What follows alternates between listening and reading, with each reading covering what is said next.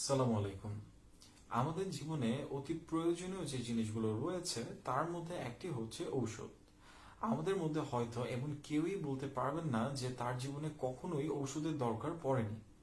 তো ঔষধ অত্যন্ত গুরুত্বপূর্ণ একটি জিনিস হওয়া সত্ত্বেও আমরা বেশিরভাগ সময় আমাদের নিজেদের ঔষধ ব্যবস্থাপনা সম্পর্কে সঠিক ধারণা রাখি না। ঔষধ ব্যবস্থাপনা বা মেডিকেশন ম্যানেজমেন্ট অত্যন্ত গুরুত্বপূর্ণ একটি বিষয়। আমরা যদি আমাদের রোগ সম্পর্কে সঠিক ধারণা রাখতে চাই এবং ঔষধের সর্বোচ্চ কার্যকারিতা নিশ্চিত করতে চাই, তাহলে কিন্তু আমাদের মেডিকেশন ম্যানেজমেন্ট সম্পর্কে সঠিক ধারণা রাখতে হবে।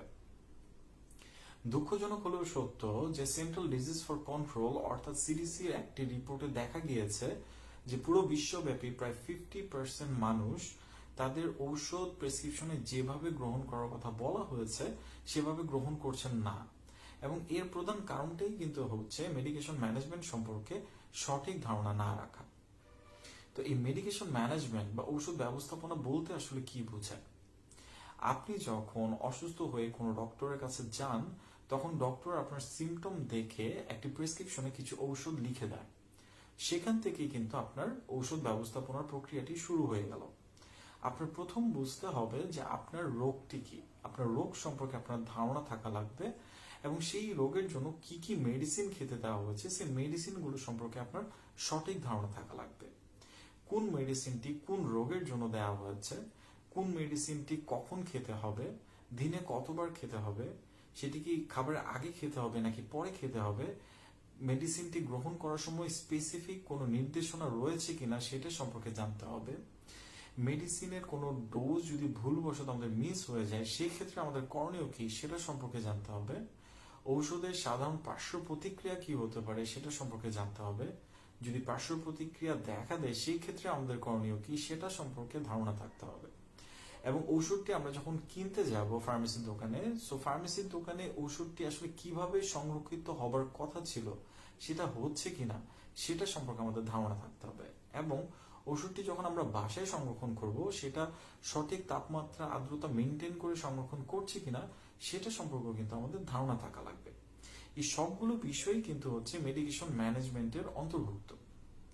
এমনকি কিছু কিছু মেডিসিন রয়েছে যেগুলো খাবারের সময় কিছু স্পেসিফিক খাবার খাওয়া থেকেও আমাদের বিরত থাকতে হয়। সো এই টোটাল বিষয়গুলো সম্পর্কে জানাটাই হচ্ছে মেডিকেশন ম্যানেজমেন্ট। এবং এগুলো জেনে বুঝে যদি আমরা ওষুধ খেতে পারি তাহলে কিন্তু আমরা ওষুধের সর্বোচ্চ কার্যকারিতা নিশ্চিত করতে পারবো।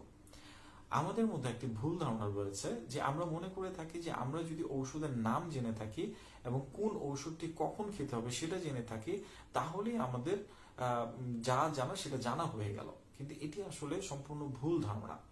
আমাদের টোটাল মেডিকেশন ম্যানেজমেন্ট সম্পর্কে না জানার কারণে আমরা কিন্তু বেশ কিছু ভুল করে থাকি। আসুন কিছু উদাহরণ দিয়ে বলা যায়। যেমন ধরুন, আপনাকে একটি সাসপেনশন যদি খেতে দেওয়া হয়, আপনি সাসপেনশনটি খাওয়ার সময় যদি ভালো মতো ঝাঁকিয়ে না নেন তাহলে কিন্তু আপনার যে কার্যকারিতাটি পাওয়ার কথা ছিল সেটা আপনি পাবেন না। কারণ সাসপেনশন না ঝাঁকিয়ে খেলে সাসপেনশনের যেই ডোজটি আমাদের শরীরে গ্রহণ করার কথা ছিল সেই ডোজটা আমরা পাবো না। আবার অ্যান্টিবায়োটিকের যদি 7 দিনের একটি কোর্স দেওয়া হয়, আমরা যদি 5 দিন খাওয়ার পর সুস্থ বোধ করি এবং অ্যান্টিবায়োটিক খাওয়া বন্ধ করে দিই তাহলে কিন্তু সেই অ্যান্টিবায়োটিকটি আমাদের শরীরে রেজিস্ট্যান্স হয়ে যেতে পারে এবং যেই রোগের জন্য আমরা অ্যান্টিবায়োটিকটি খাচ্ছিলাম সেই রোগটি আবার আমাদের শরীরে পুনরায় দেখা দিতে পারে। ডক্টর যখন নাকি কোনো ঘুমের ওষুধ প্রেসক্রাইব করে সেটা খাওয়া উচিত হচ্ছে ঘুমানোর ঠিক আগ মুহূর্তে। সো আমরা যদি সেটা সেই সময় না খেয়ে আরো আগে খেয়ে ফেলি সেক্ষেত্রে কিন্তু ঘুমের ওষুধে যে পার্শ্ব প্রতিক্রিয়া রয়েছে সেগুলো দেখা দিতে পারে। কিছু গ্যাস্ট্রিকের ওষুধ রয়েছে যেগুলো খাবারের আধা ঘন্টা আগে খেতে হয়। সো আমরা যদি সেই ওষুধগুলো খাবারের আধা ঘন্টা না খেয়ে খাবারের সময় খাই অথবা খাবারের পরে খাই তাহলে কিন্তু আমরা সেই ওষুধের কার্যকারিতাগুলো পাবো না।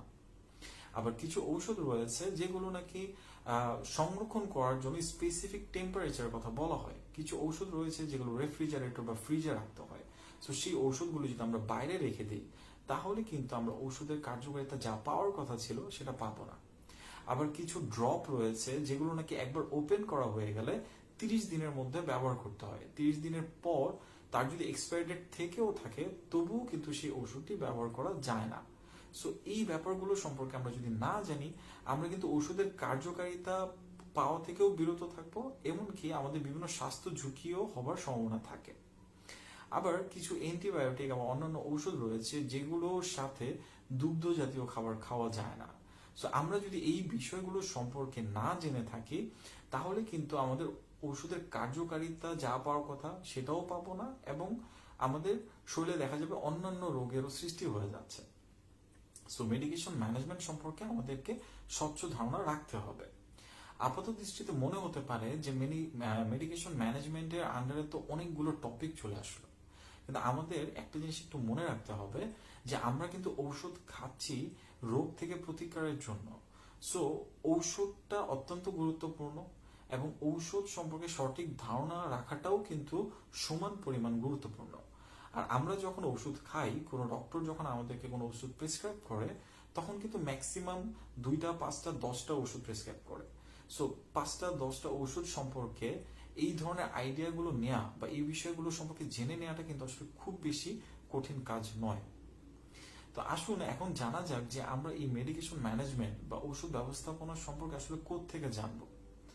আপনি যখন কোনো ডাক্তারের কাছে যাচ্ছেন, তখন ডাক্তারের কাছ থেকে যতটুকু সম্ভব আপনার রোগ সম্পর্কে জেনে নেওয়ার চেষ্টা করবেন। আপনার রোগ সম্পর্কে জানার জন্য আপনার আসলে কি কি কোশ্চেন ডাক্তারকে করতে হবে সেটা সম্পর্কে কিন্তু আপনার আগে থেকে জানা থাকতে হবে। আপনি যদি জানেন যে আপনার রোগ সম্পর্কে জানার জন্য আপনার কি কি কোশ্চেন করা লাগবে, তাহলে কিন্তু আপনি ডাক্তারের কাছ থেকে আপনার রোগ সম্পর্কে একটা স্বচ্ছ ধারণা নিয়ে আসতে পারবেন। এছাড়া আপনি চেষ্টা করবেন ডাক্তারের কাছ থেকে আপনার ওষুধ সম্পর্কেও ধারণা নিতে। এখন বিভিন্ন মডেল ফার্মেসিতে এ গ্রেড ফার্মাসিস্টরা কর্মরত আছে। আপনি কিন্তু মডেল ফার্মেসির ফার্মাসিস্টদের কাছে যেও জানতে পারেন যে কোন ওষুধটি কেন খেতে দেওয়া হয়েছে, কখন খেতে হবে, কিভাবে খেতে হবে, ওষুধের পার্শ্ব প্রতিক্রিয়া কি হতে পারে, এই বিষয়গুলো সম্পর্কে কিন্তু ফার্মাসিস্টরাও আপনাকে জানাতে পারবে। এছাড়া আপনাদের পরিচিতর মধ্যে যদি কোনো ডক্টর অথবা ফার্মাসিস্ট অথবা কোনো হেলথ এক্সপার্ট থেকে থাকে, তাদেরও কিন্তু শরণাপন্ন আপনারা হতে পারেন। নিজেদের পরিচিতদের মধ্যে যদি হেলথ এক্সপার্ট থেকে থাকে, তাদের কাছ থেকে নিজেদের ঔষধ সম্পর্কে বিভিন্ন সময় বিভিন্নভাবে যেই কোশ্চেন যখন আসবে সেটা সম্পর্কে সঠিক ধারণাটা আপনারা নিয়ে নেবেন। যদি মেডিকেশন ম্যানেজমেন্ট সম্পর্কে আমরা স্বচ্ছ ধারণা রাখতে পারি, তাহলে আমরা কিন্তু আমাদের রোগ সম্পর্কে স্বচ্ছ ধারণা পাচ্ছি, এবং আমাদের এই রোগের চিকিৎসাটা কি হচ্ছে সেটা সম্পর্কে স্বচ্ছ ধারণা পাচ্ছি। সো মেডিকেশন ম্যানেজমেন্ট সম্পর্কে জানা থাকলে আমরা আমাদের চিকিৎসার যে সর্বোচ্চ ফলাফল সেটাও কিন্তু আমরা পেতে পারি। তো আশা করব যে আমরা সবাই আমাদের নিজেদের মেডিসিন সম্পর্কে সবকিছু জানার চেষ্টা করব, মেডিকেশন ম্যানেজমেন্ট মেনে চলার চেষ্টা করব। এই কামনায় আমি আজকে শেষ করছি। আশা করি সবাই ভালো থাকবেন। আল্লাহ হাফেজ।